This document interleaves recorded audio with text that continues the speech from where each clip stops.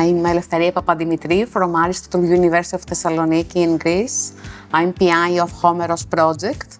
The project aims at harmonizing data for natural hazards like earthquakes, landslides, etc. that are interconnected in some cases. Greece is the most earthquake-prone area in Europe.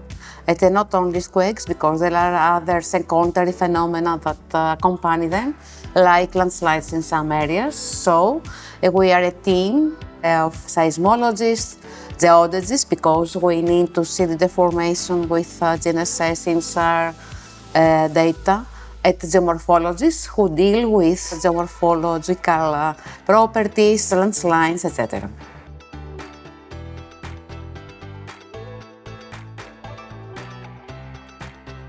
Open size was our first target.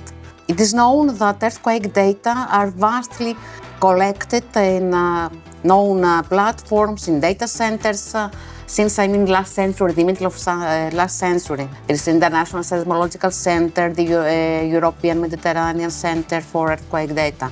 There are platforms like APOS that is well known to everybody here in the participants that I have been asked many times how we are connected. There is the ADA node where you can find earthquake recordings for an earthquake, not only in Europe, but anywhere in the world. The problem is that all this data you need to make much processing in order to have access to them. They are open to some degree.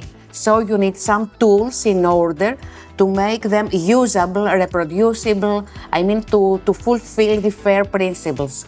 So this is what we are aiming to do, to solve these problems. We have cooperated for finding in clouds, for repositories, etc., to make them more open, more accessible, more reproducible for anybody, for any scientist, and in particular for our young scientists. And we will organize webinars for that. Even though we are in the last months of the project, we have 6-7 months more, so we have enough time to do that and disseminate what is there. We already have uploaded much of this material in Zenodo and other known repositories, so anybody can find data, catalogs, description of data, and the tools to take them and reproduce. Besides, we have installed new stations, geodesy stations, collocated with seismological stations. This is very important because after a strong earthquake, it's very important to see not only the magnitude and the location of an earthquake, but what is the deformation in the area, because it's very important to have immediate action even for seismic risk mitigation. So together with the group of geodesists, we have organized and installed 3 new collocated geodesy stations in our study areas for this purpose. And we aim to do that because it's not so common, even though it sounds simple, but sometimes it's not so operable, to do that. So we succeeded, and we are, happy, proud, because we have done that. I had in mind to provide it to show you today, because an earthquake 5.6 occurred on Sunday in Greece. So we tried to have both data immediately, openly, easily accessed from both INSAR, GNSS and seismological, but it was not so strong to produce all this, even though it was very near to populated areas in mainland.